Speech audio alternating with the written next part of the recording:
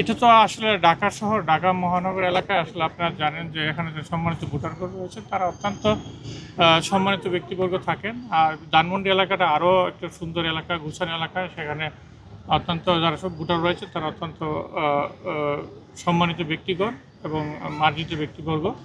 আশা করি আমরা অন্যান্য বছর বা অন্যান্য জায়গায় কী হচ্ছে সেটা আমাদের মুখ্য না। আমরা চাচ্ছি আমাদের মহানগর এলাকা আমরা যারা রয়েছি যেন সেরকম কিছু না ঘটে যেখানে মানুষের আত্মবিশ্বাসের কোনো ঘাটতি তাদের মধ্যে আসে। তো সেক্ষেত্রে আমরা আমাদের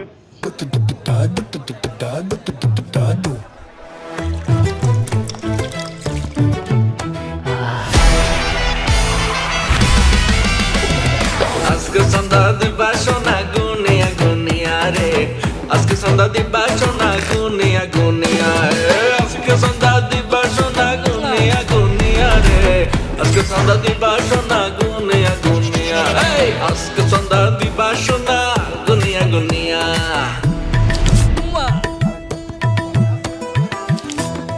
ভাই সেই লাগতেছে। আমি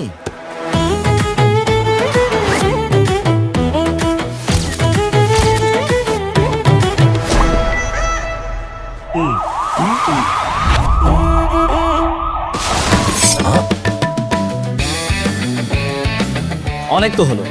এখন থেকে চাঁদাবাজি কিংবা যে কোনো অন্যায় দেখলে সাথে সাথে ছবি, ভিডিও, ভয়েস কিংবা টেক্সটের মাধ্যমে পাহারাদার অ্যাপে জানিয়ে দিন। ব্যবস্থা গ্রহণ করা হবে মাত্র 24 ঘন্টার মধ্যে। নিরাপদ বাংলাদেশ গড়ার লক্ষ্যে আমরা প্রত্যেকে এক একজন দায়িত্বশীল পাহারাদার। অন্যায় অপরাধের অভিশাপ দূর করার লক্ষ্যে আপনার এবারের ভোটটি হোক দাঁড়িপাল্লার লক্ষ্যে। চলো একসাথে গড়ি নিরাপদ, চাঁদাবাজি মুক্ত নতুন বাংলাদেশ।